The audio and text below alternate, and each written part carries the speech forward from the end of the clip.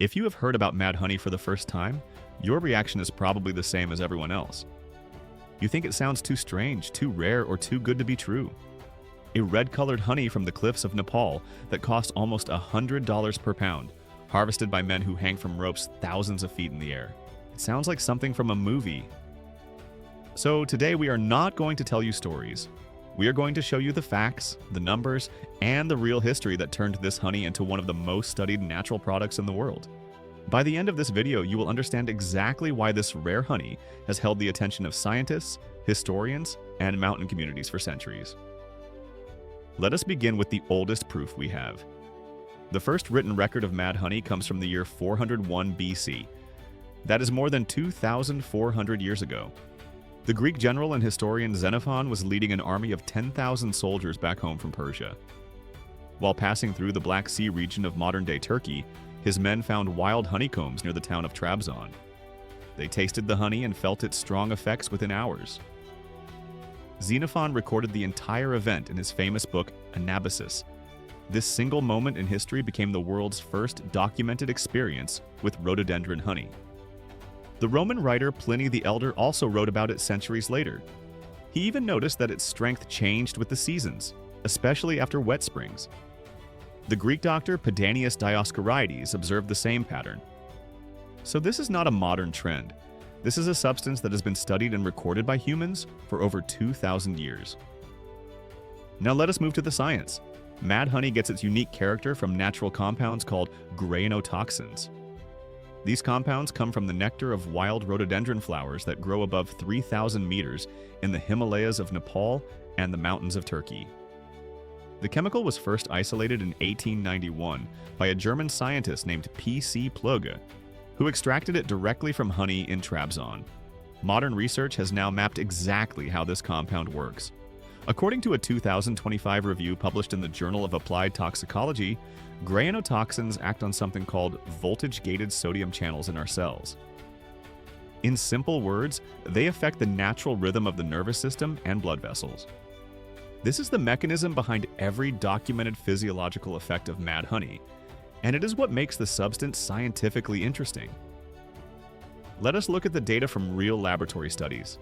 In animal research, scientists found that grainotoxin 3 lowered blood pressure in rats at a dose of just 200 micrograms per kilogram. When the dose was increased to 400 and 800 micrograms, the effect became even stronger. This shows a clear and measurable response. This is why researchers around the world continue to study how grainotoxin interacts with the cardiovascular system. Modern science is slowly mapping out what mountain communities first observed through hundreds of years of careful experience. The story becomes even more interesting when you study the bees themselves.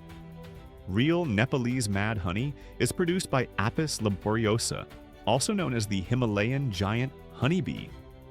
This is the largest honeybee species on the planet, growing up to 3 centimeters long. They build massive open hives on cliff faces between 2,500 and 4,000 meters above sea level. These bees are completely wild.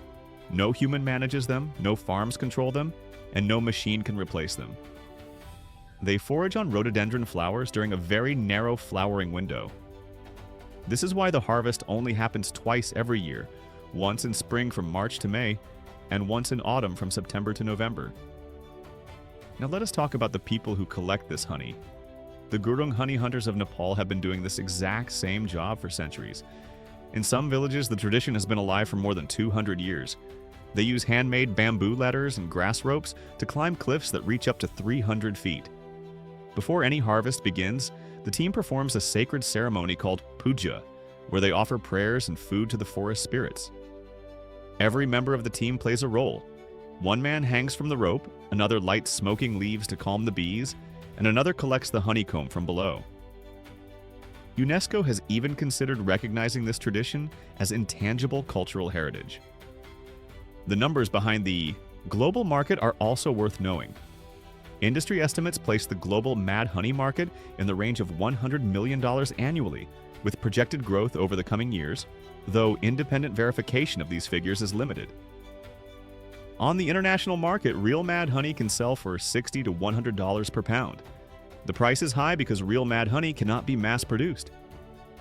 Geography, biology, and tradition all set firm limits on the supply. Throughout history, mad honey has even appeared in the records of major civilizations. In the 18th century, around 25 tons of mad honey were exported from the Black Sea region to Europe every single year. People used it in special drinks and traditional medicine. In Turkey, it is still called deli bal, which means crazy honey. In Nepal, it is known by many beautiful names like cliff honey, birmaha, red honey, and Himalayan honey.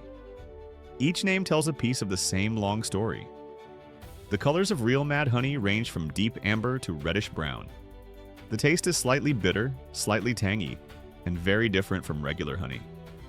This unique character is one of the easiest ways to identify the real product from any fake version. So if you are still skeptical, here's the simple truth. Mad honey is one of the most documented natural products in human history. It appears in ancient Greek and Roman writings.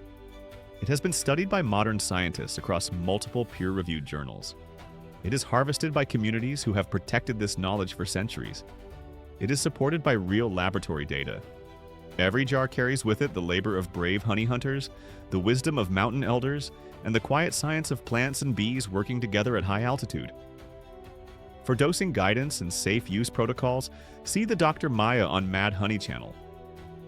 Mad honey is not a fashion trend. It is not a modern invention.